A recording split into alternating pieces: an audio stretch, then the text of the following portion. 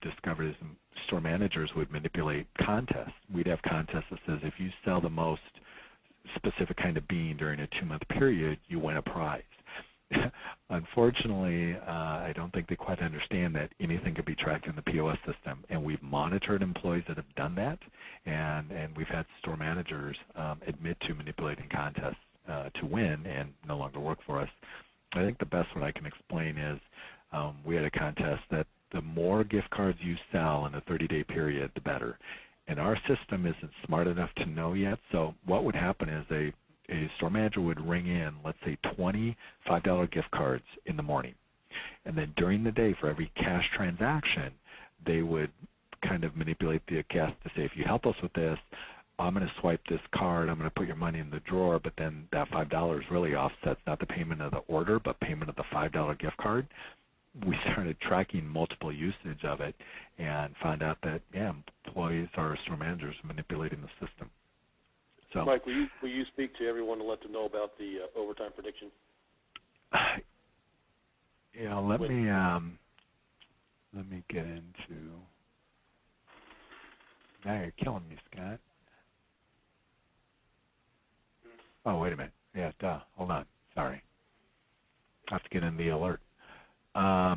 So for us, we use this, and we've got our district managers monitoring this to basically say, okay, every day we want you to go in and look at your store's hours from the previous day and where are they trending to based off of what they're going to need for the rest of the week. And if all of a sudden we notice that there's some abuse or targeting over that number, they're supposed to adjust accordingly. For us, our week starts on Monday, ends on Sunday. So you can't say you can't predict this or you can't control this by Sunday. That's 7 days to control what's going on. And again, luckily for us, that's handled by our district managers. And our overtime, the minute we got visibility of this, especially with iControl, our overtime dropped, I'm going to say at least 60% our first year. And then we started managing from there. So I know we only have a couple minutes left. The things that I would also share with you, and the neat thing of our relationship with iControl is we've talked a great deal about future plans. Ultimately, for me, the letter campaign is a great example. Instead of us sending a letter to a customer or to an employee, what if we sent them a video shot of themselves and said, this delete was done by you on this day. You need to explain to us why. And here's a snapshot of you doing it. So then they know they're caught. And then we tell them that, one, you have to arrange time to talk to our investigator about this, and until you do that, you're suspended without pay. We know they're going to quit because they're going to feel lucky they didn't get in trouble. We don't have to worry about unemployment because they quit, and it'll streamline the process. That's more of that middle range that we've talked about.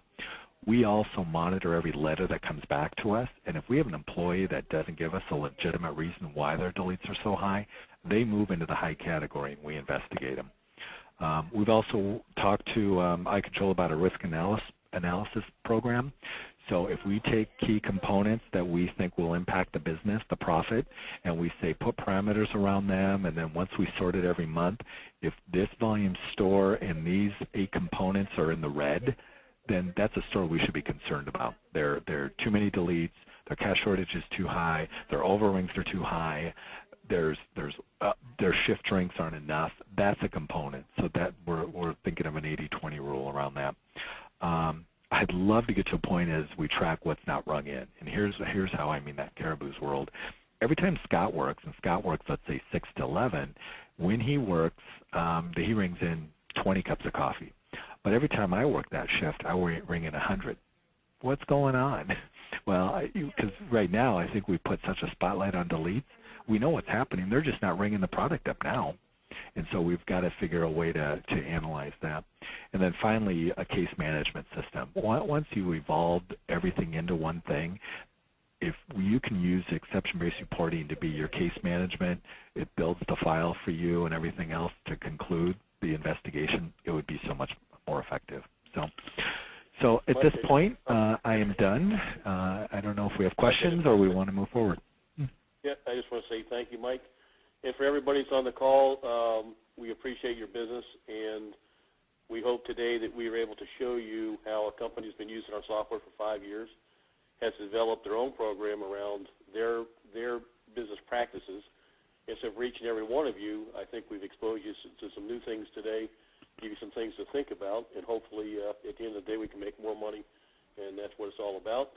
If anybody has any questions, please direct those questions to scott@icontrol-enterprise.com, and we will get you the answers. This concludes the webinar, and thank you very much.